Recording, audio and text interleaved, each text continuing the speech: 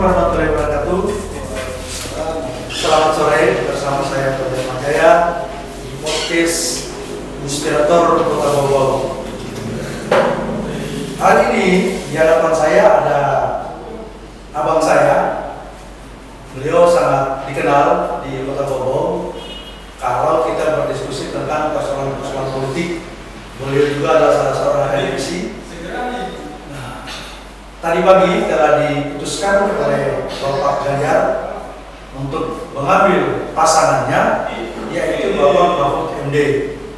Ini adalah salah satu hal yang ditunggu oleh masyarakat Indonesia ya Bang, terkait pasangan ini. Setelah Bapak Anies Baswedan itu memutuskan pasangannya. Sore ini kita akan berbincang-bincang tentang Ganjar dan Mahfud terkait pasangan ini. Sebab kalau saya melihat pasangan ini ada sebuah pasangan yang boleh dikata tidak ada sekat lagi. Karena kenapa? Antara nasionalis dan kelompok-kelompok Islam, ya, dalam tanda kutip ya. Jadi menurut abang ini bagaimana ini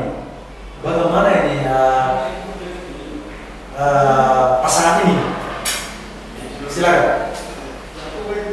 Terima kasih.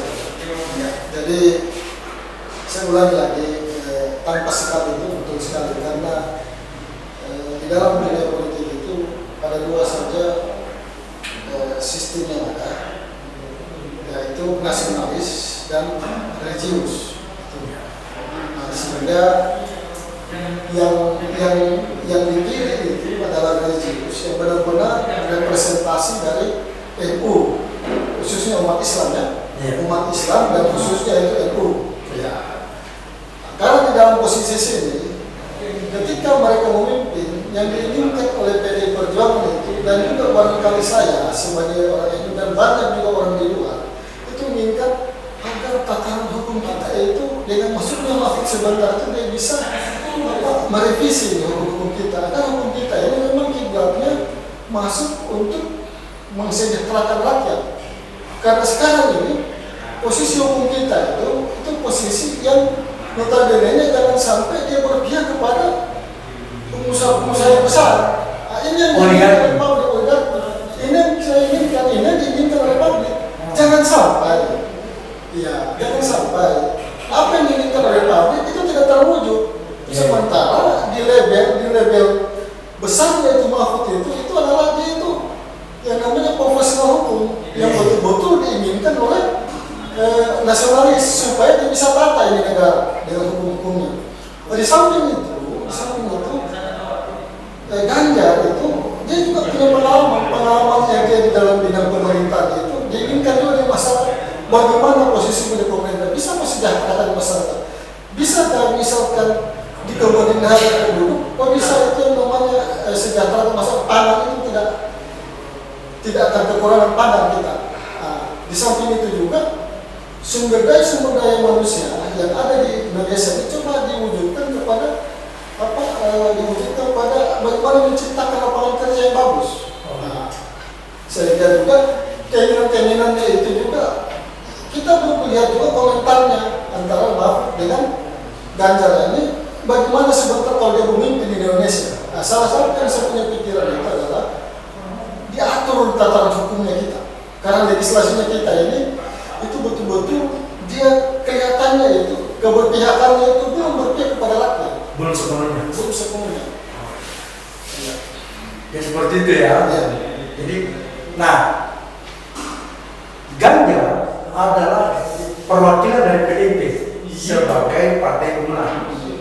Sementara Mahfud itu perwakilan dari partai P3, kemudian apa lagi saya pasangan ini? PKB. Nah, kira-kira apakah partai-partai pengusung ini mampu menciptakan kesulitan setelah dua pasangan ini dikawinkan? Karena kan dalam tanda kutip, apakah pasti dari tingkat pusat sampai tingkat daerah final dengan pasangan itu, atau baru sebatas tingkat pusat? Itu menurut pandangan kita bagaimana? Nah, kalau gini ya,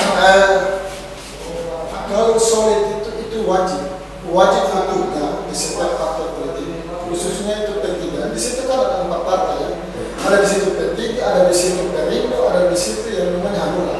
Jadi PD Perjuangan, 4 partai koalisi. Jadi partai ini dia harus solid sampai ke bawah kalau mau menang. Kalau kita bicara menang, ya, kalau bicara menang dia harus solid.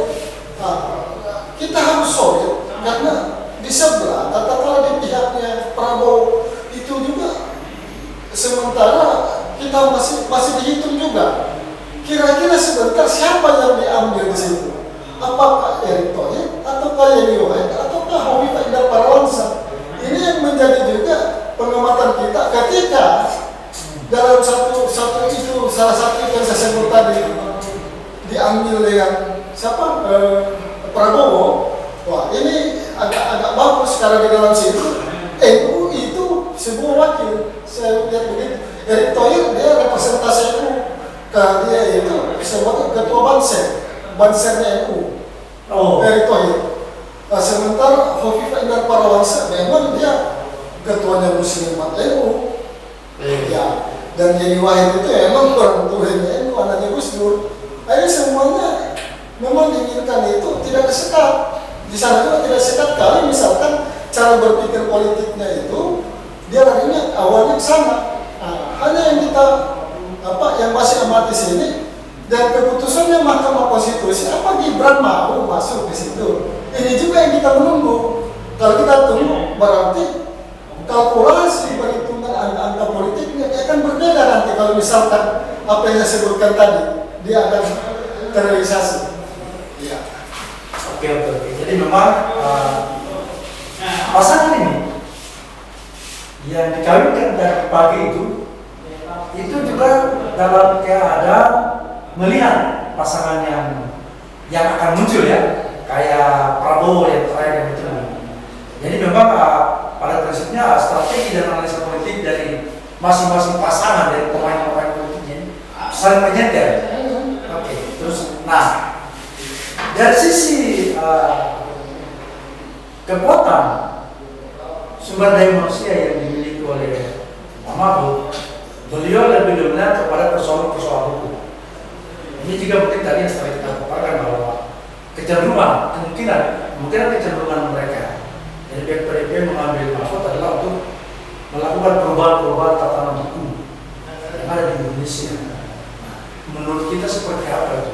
Tatanan hukum apa saja yang paling kacau di Indonesia ini sehingga pantasnya seorang Mahfud menjadi wakil presiden cawapres dari Pak Ganjar?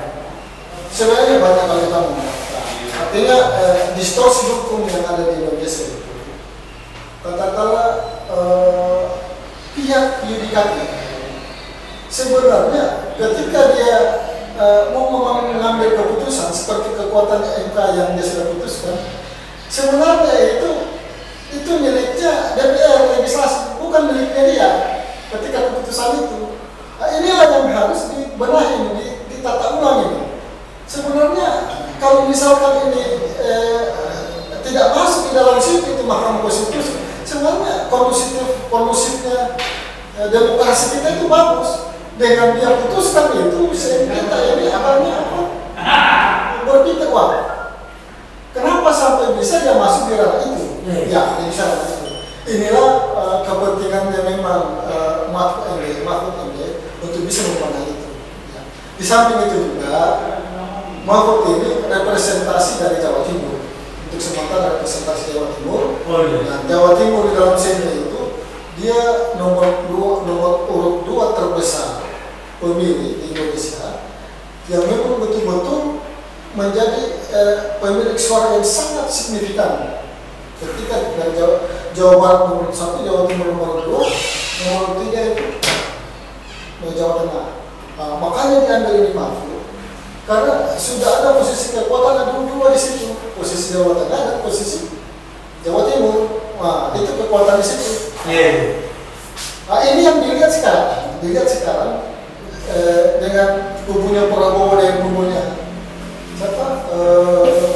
Amin itu ada perimbangan di dalam sidang perimbangan ketika Mahfud MD itu memang betul-betul diputuskan itu memang tidak ada sekat antara nasionalisme dengan religius, tidak ada sekat.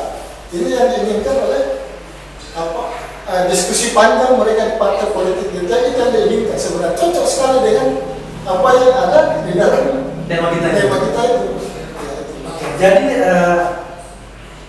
pada prinsipnya Jawa Timur menjadi salah satu perebutan suara di situ ya, sehingga hampir sudah 2 tahun dari Jawa Timur ini. Mahfud MD mewakili Jawa Timur dalam tanda kutip sebagai orang sana ya Jawa Timur. Begitu juga Muhaimin Iskandar. Nah, itu analisis geografis politik ini seperti apa ya? Iya. Saya karena dua-duanya Jawa Timur ya. Jadi saya lihatnya gini. Di sini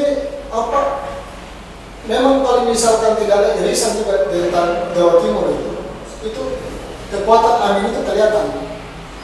Kekuatan Amin itu kelihatan. Kalau tidak ada irisan di situ, dia harus beririsan di situ dulu mereka.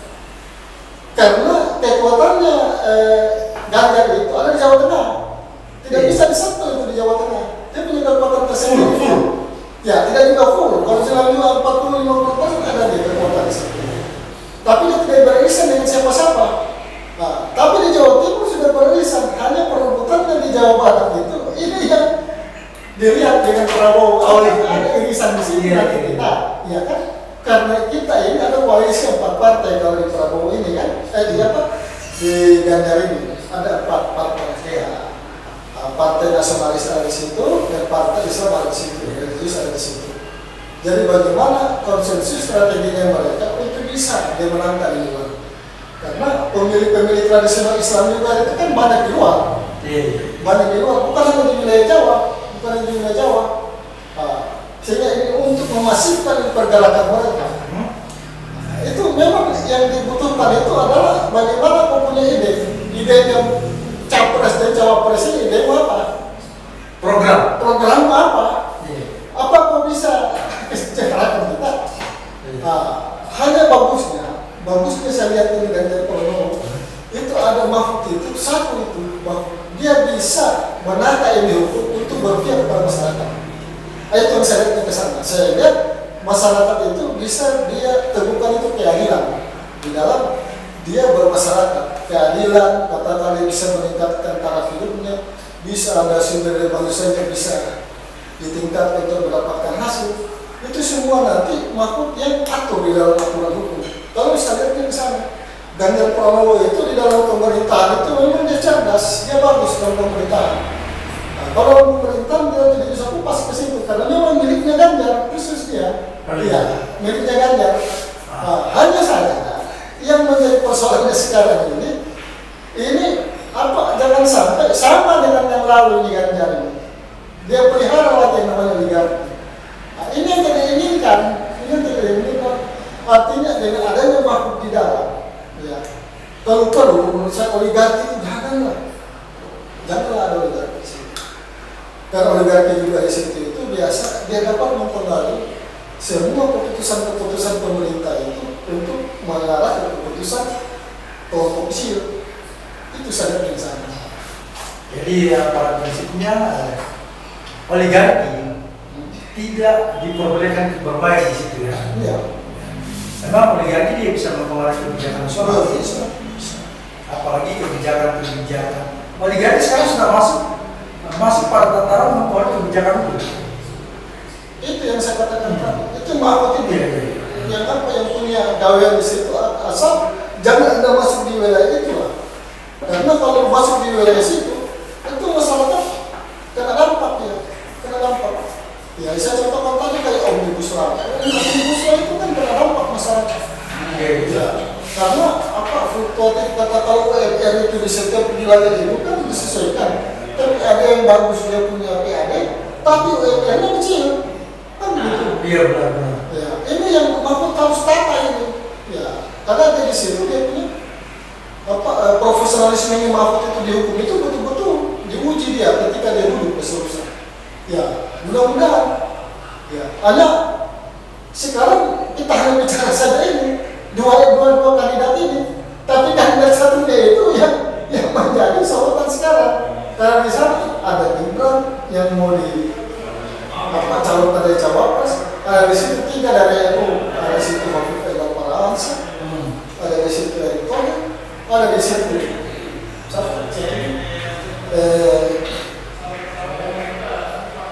Yeni Wahid, anak Gus Dur. Nah ini yang sekarang kita lihat. Ketika lagi sebentar atau besok diputuskan, maka konstelasi politik itu akan diberputar sesuai dengan dinamikanya. Ini memang harus banyak orang bicarakan. Ini harus banyak orang bicarakan supaya betul-betul kita masuk dalam wilayah demokrasi yang betul-betul egaliter, yang betul-betul murni, yang betul-betul kita inginkan mengusung Indonesia itu dipimpin dengan orang-orang yang memang keinginannya rakyat itu bisa disejahterakan dengan sama. Jangan kita kekurangan pangan, jangan kita kekurangan air, jangan kita dieksploitasi kita punya wilayah untuk kepentingan oligarki. Itu kan keinginan masyarakat sekarang itu yang belum terpenuhi sampai saat sekarang ini. Itulah yang diinginkan oleh publik saat sekarang. Jadi memang saya melihat tiga figur ini, kita belum bisa katakan bahwa 3 pasangan ya, karena masih ada satu figur yang belum punya pasangan. Yang mudah-mudahan 1-2 hari akan muncul pasangan ya, setelah mereka berdiskusi politik bersama partai-partai koalisi. Nah, sekarang ini langkah-langkah strategis apa ini yang lebih prioritas yang dilakukan oleh seorang pasangan, seorang Ganjar yang telah berpasangan dengan Pak Mahfud MD untuk benar-benar menguatkan jejaring politik di daerah. Menurut kita sebagai seorang praktisi politik ini, menurut itu seperti apa ini? Langkah yang relevan. Begini, itu langsung tersosialisasi dari kesulitan sampai ke bawah. Hanya perhitungan strategi politiknya, kita harus melihat gambaran dari Prabowo siapa yang punya wakil. Oh begitu ya.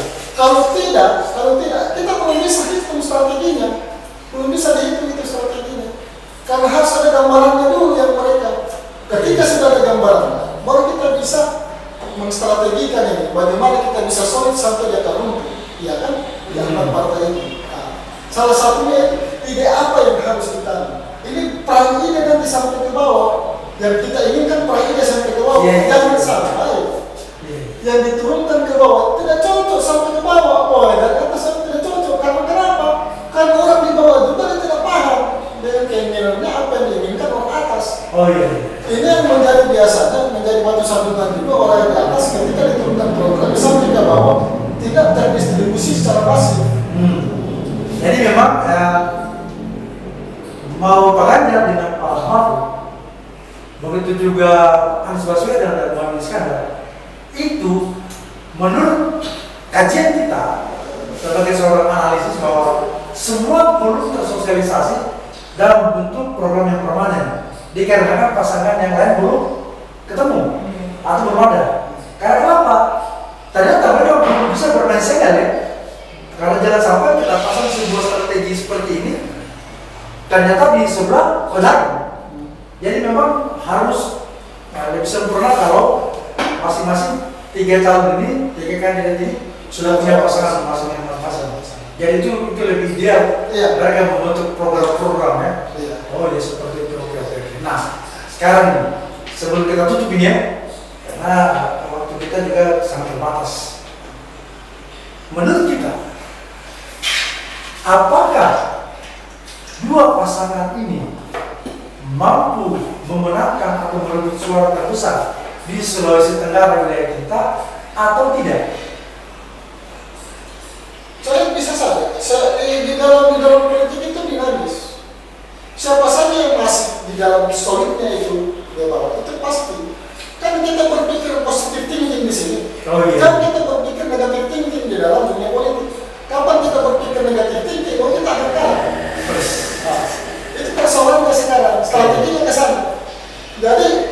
bicara tentang Amin, kalau orangnya Amin bicara kita menang, iya betul. Kita tidak bisa persalahkan, pasti mereka menang. Bicara dengan Ganjar Pranowo menang juga, iya. Iya, tidak bisa karena itu tadi. Kalau kita bawa negatif thinking di dalam politik, kita tidak bisa menstrategikan kita berdalam. Jadi memang di Sulawesi Tenggara hari ini hampir semua pemain-pemain dan kandidatnya itu mengatakan dia kuat. Iya. Berarti semua berpositif tinggi. Iya. Saya kira itu sebuah analisa politik yang normatif ya. Harus normatif. Kenapa kita belum bisa memutuskan figur mana yang kuat? Karena memang di antara tiga ini masih ada satu yang belum menyatakan. Iya, itu persoalannya. Persoalan sekarang ya. Sekarang. Mudah-mudahan ini menjadi sebuah persoalan baru. Ketiga ini berpasangan. Iya kan? Itu tambah ramai.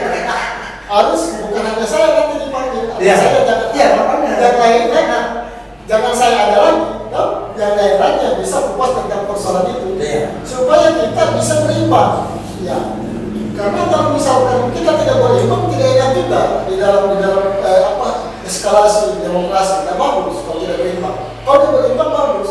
Iya. Karena jangan di situ ada yang kita diskriminasi, jangan, tidak boleh. Semuanya kita punya saudara. Tapi yang jelas begini, bahwasanya ketika ini dekat, Anda atau abang sendiri sudah harus masuk ketika saya undang, karena posisi status abang kan selama ini sebagai praktisi politik, memberikan analisa, memberikan sebuah komentar. Nah, jadi di kemudian hari mungkin beberapa hari kemudian akan kita ajak teman-teman yang main di pihak Pak Prabowo, di pihak Pak Anies Baswedan, dan di pihak Pak Ganjar. Nah, sehingga kita bisa mengawali pergerakan capres dan cawapres di Indonesia, termasuk di Sulawesi Tenggara dan Kota Bogor dengan cara-cara damai.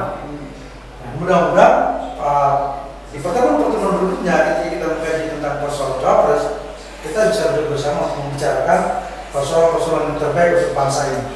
Karena kebaikan bangsa ini tergantung siapa yang memimpin. Nah, sementara siapa yang memimpin tergantung siapa yang pilih. Nah, saya kira barangkali begitu Bang ya.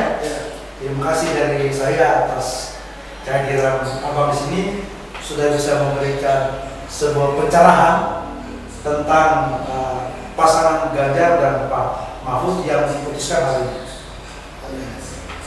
Mudah-mudahan juga ini menjadi efek bagus secara positif yang seperti apa kata-kata. Saya kira demikian Bang ya. Terima kasih. Bila taufiq wal hidayah. Assalamualaikum warahmatullahi wabarakatuh. Bersama saya Tony Atmajaya, podcast Inspirator Kota Bau. Wassalam.